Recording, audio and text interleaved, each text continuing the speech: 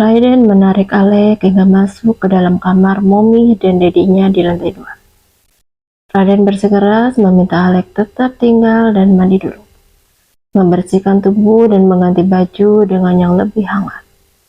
Dedi, mandilah. Aku akan meminta Mami untuk menyiapkan baju ganti Dedi, ucap Raden. Setelah mengatakan itu, bocah yang 2 bulan lagi menginjak usia 5 tahun ini segera berlari dan memanggil ibunya yang masih berada di lantai 1. Dan Alec yang melihat itu pun mengelum senyumnya, lalu menatap kamar ini dengan perasaan yang entah. Semua kenangannya bersama Jia masih terekam jelas, di mana kenangan itu adalah kenangan yang buruk. Di ruang yang sepi ini, Alec mampu mendengar dengan jelas hela napas kasarnya sendiri. Rasanya masih belum pantas untuk kembali bersama Jia. Loh, Dedi, kenapa masih diam di situ? Cepat sana mandi. Titah Raden yang sudah kembali ke dalam kamar ini. Ini dia tidak sendiri. Raden datang bersama Jia yang tersenyum melihat mantan suaminya. Sementara Alec terpaku. Hatinya yang egois berharap kebersamaan mereka bertiga ini adalah nyata, sebagai keluarga yang utuh. Mandilah, aku akan siapkan baju ganti, ucap Jia. Ketika dia dan Raden berdiri di hadapan Alec. Aku akan mandi di kamar tamu. Hah? Kenapa mandi di kamar tamu? Memang kamar mandi di sini rusak? Raden yang menanggapi dengan banyak pertanyaan. Sementara Jia terkekeh. Dia mendorong Alec untuk menuju kamar mandi. Mandilah. Setelah menyiapkan baju gantimu, aku akan menunggu di luar, bisik Jia. Dan akhirnya, Alec hanya bisa menurut. Dalam hatinya pun dia bersorak kecil. Setelah Alec masuk ke dalam sana, dia pun menyiapkan baju ganti, meletakkannya di atas selendang dan Raden terus memperhatikan gerak-gerik mominya. Baju Momi juga sedikit basah. Kenapa tidak mandi? Tanya Raden. Sebuah pertanyaan yang membuat dia terperangah. Bahkan, mulutnya menggagah dan dia segera menutupnya dengan satu tangan. Seumur-umur, dia tidak pernah membayangkan bersama Alec.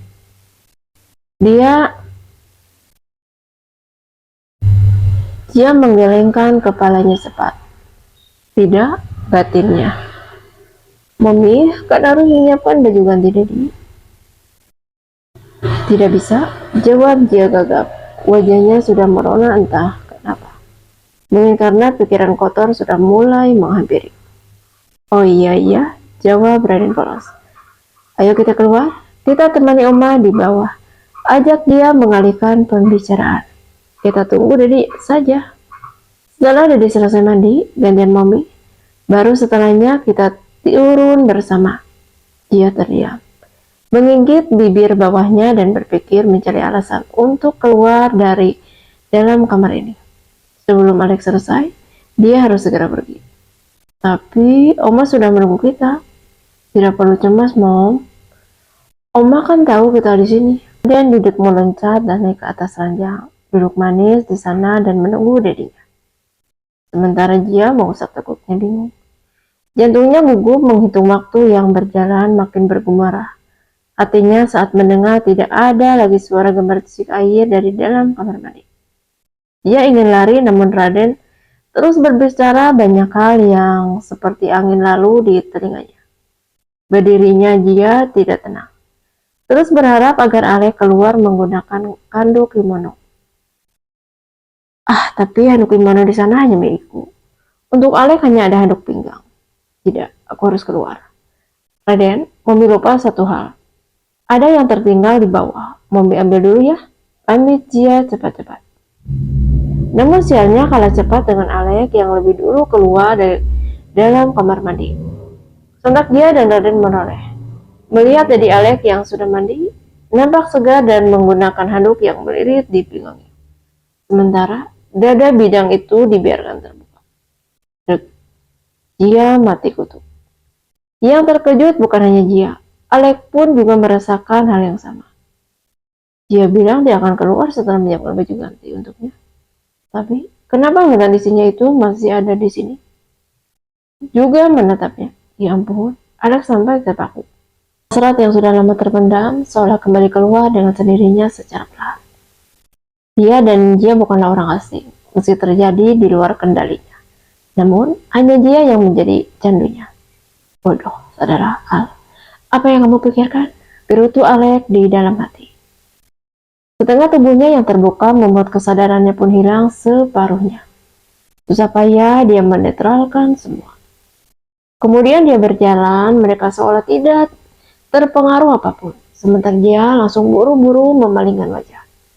Aku akan keluar, ucap dia dengan suara yang bergetar. Kenapa keluar? Kan Mami mau mandi, celetuk Raden Bulan. Belum sempat dia membalas ucapan sang anak. Alex sudah lebih dulu buka suara. Manila, jangan lupa bawa baju ganti. Aku dan Raden akan menunggu di sini, ucap Alex. Sebuah ucapan yang terdengar menggoda di telinga Jia. Ini bukan hanya kedua pipinya yang merona, namun kedua telinganya pun sudah nampak merah. Dan tanpa basa-basi lagi, dia segera mengambil baju ganti dan masuk ke dalam kamar mandi. Raden dan Alex adalah orang yang begitu susah untuk dia kendalikan. Dan melihat sikap malu-malu Jia membuat Alex tersenyum kelicin. Dalam hatinya bertanya, kenapa kebahagiaan ini baru mereka rasakan sekarang? Tuhan, benar-benar sudah membulak-balikan hati mereka. Selepas kepergian Jia, Alex menatap anaknya. Raden, apa Den? Katakan pada Momi, nanti malam Raden ingin tidur bertiga. Ucap Alex mendengar itu, Raden langsung tersenyum lebar. Baiklah, Raden akan minta hal itu pada Momi. Bagus.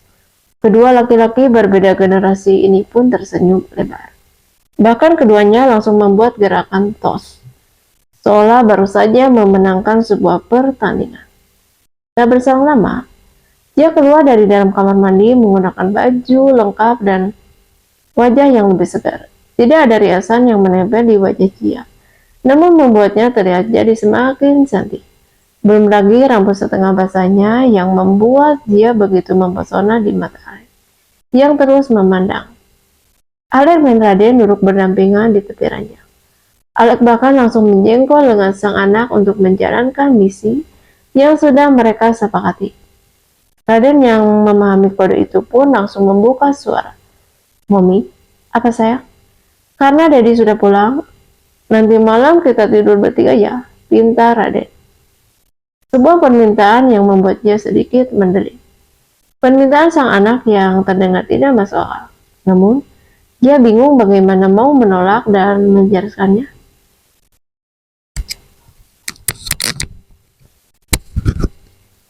Dia, Alex dan Sophia memang tidak mengatakan kepada Raden tentang perpisahan ini. Tentang Alex dan Jia yang tidak bisa lagi bersama. Mereka hanya mengatakan jika Jia ingin tinggal di rumah yang lain, tanpa merusak keutuhan keluarga mereka. Di antara kebingungannya itu, Jia menatap Alex. Dilihatnya sang mantan suami yang mengangguk kecil, membuat kedua mata Jia semakin membola. Alex memang selalu seperti itu. Selalu mengabulkan apapun keinginan Raden, pikir Jia. Dia memang masih mencintai Alex, sangat malah. Tapi tidur bersama setelah berpisah, tetap saja terasa tidak masuk akal baginya. Apa kata mama nanti? Batin Jia. Lalu dia pun menatap Raden, melihat wajah sang anak yang menatapnya dengan penuh harap. Belum sempat dia menjawab, terdengar pintu kamar mereka diketuk dari luar.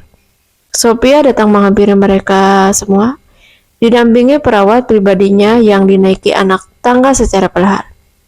Dia yang membukakan pintu kamarnya lebar-lebar dan membantu Sophia untuk masuk.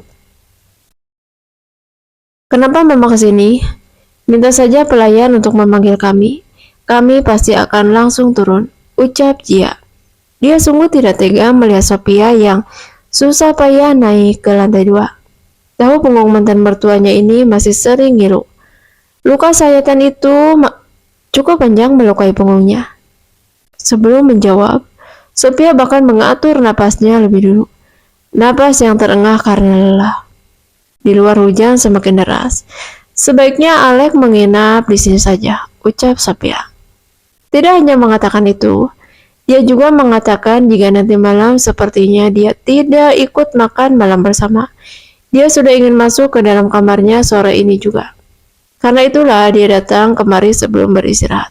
Dan dia yang mendengar ucapan Sophia semakin dibuat terpengaruh, seolah keinginan sang anak didukung pula oleh alam. Yes, nanti malam Raden tidur bersama dengan Mommy dan Dedi. Pakai Raden antusias. Mendengar itu, Sophia mengerutkan dahinya. Menginap bukan berarti tidur bersama. Karena Alek dan Jia sudah berpisah, mereka berdua harus menikah kembali untuk bisa tidur dalam satu kamar. Tapi lidah Sophia pun terasa kilu untuk memutuskan tawa riang sang cucu. Akhirnya dia hanya mampu tersenyum kecil sebagai tanggapan. Bagaimana nanti malam terserah Alek dan Jia. Sophia tidak ingin kembali ikut campur. Malam pun tiba, Sophia benar-benar tidak keluar. Dia bahkan makan malam di dalam kamarnya. Ini selepas makan malam bersama, Alek, Jia dan Raden duduk di ruang tengah, menikmati perapian untuk menghangatkan tubuh. Semakin malam Raden pun mengantuk. Dia memutuskan untuk berbaring di pangkuan sang ibu. Jia mengelus kepalanya hingga terlelap. Getar ponsel di atas meja mencuri perhatian kedua insan yang tengah diselimuti kecanggungan ini. Alek pun mengambil ponsel itu dan memberikannya kepada Jia. Sebuah pesan masuk. Pesan berisi materi les. Jia, hari ini les diliburkan karena hujan yang deras. Jadi materi disebar untuk setiap peserta. Dia membukanya dan membaca sekilas. Namun terlalu asik sampai membaca terus-menerus sampai lupa Alek ada di sampingnya. Dan ikut membaca pula isi materi itu. Pembuatan proposal, ucap Alek, dan berhasil membuat Jia terkejut. Jia langsung menoleh tanpa tahu jika wajah Alek ada di sampingnya. Membuat hidung mereka saling bersentuhan tanpa sengaja. Dia langsung memundurkan kepala. Jantungnya ingin meledak saat ini juga.